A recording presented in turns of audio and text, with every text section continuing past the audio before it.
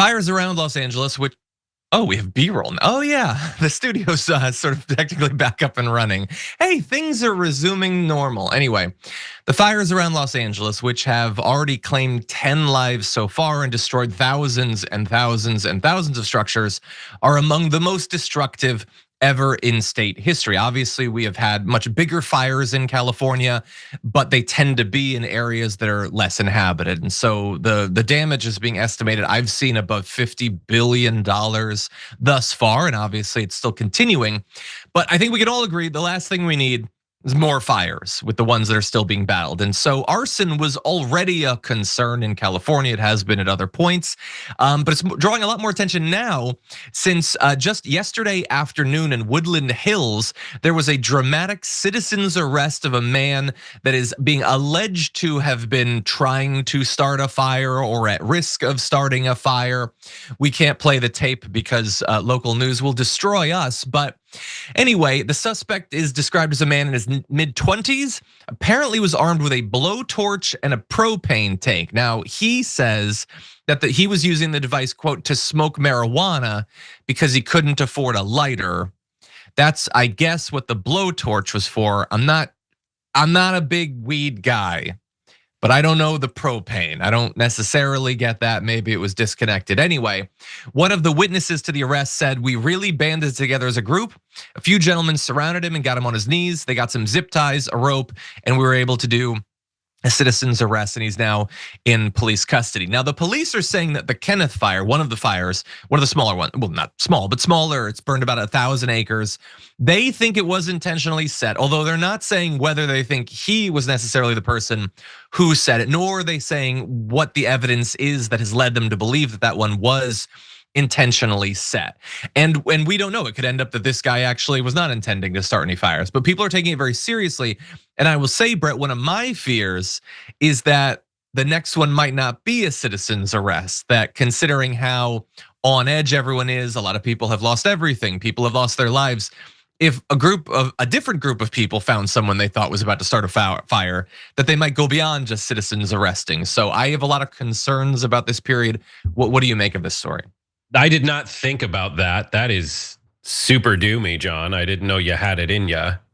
Is that just me? That is, yeah, it's a weird thing to jump to. Are you kidding me? Like, I would think it's so funny. I'm not gonna hold you accountable for your next thought. Like, there's no fault in that, but like, that is not where my mind went. My mind would go to, are there more people out there setting these fires? What can you do in these scenarios? Well, yeah.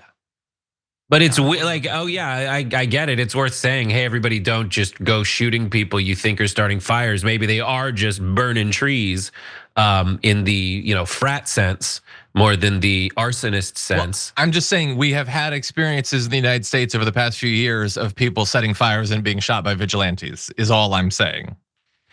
I mean, I don't know. I'd be fascinated to see the legalities of that, whether that is, the Smokey the Bear law or something, like, oh, only I can prevent forest fires, he told me.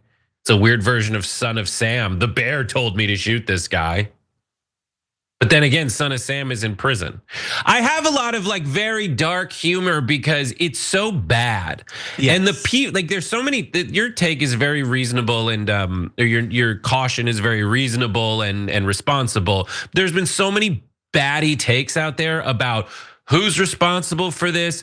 Like folks that are not from Los Angeles, I understand can't know as much about this stuff as people who grew up here and have been here for generations, but like they're starting to speak for us. And like something I did the Insurgents podcast with Jordan yesterday, everybody should go listen to it. But like there was a time when just following a high-speed chase or following a forest fire was entertaining enough for these weird rubberneckers out there that they didn't have to then forward some kind of weird political agenda that they think is helping society, but actually is just more insensitive to the victims of these tragedies than if you just said, oh my God, what can I do to help?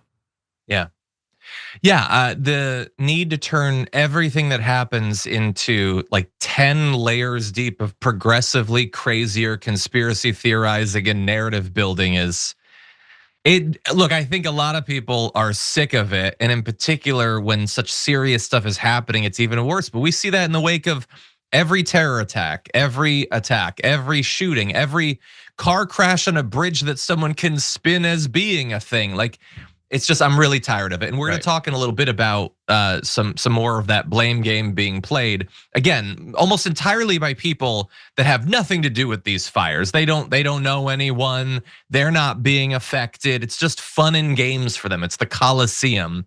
So it is very frustrating.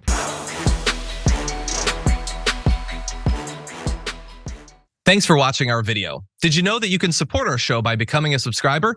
Just click the subscribe button and also ring the bell so that you get notifications when we're live or when we post new content.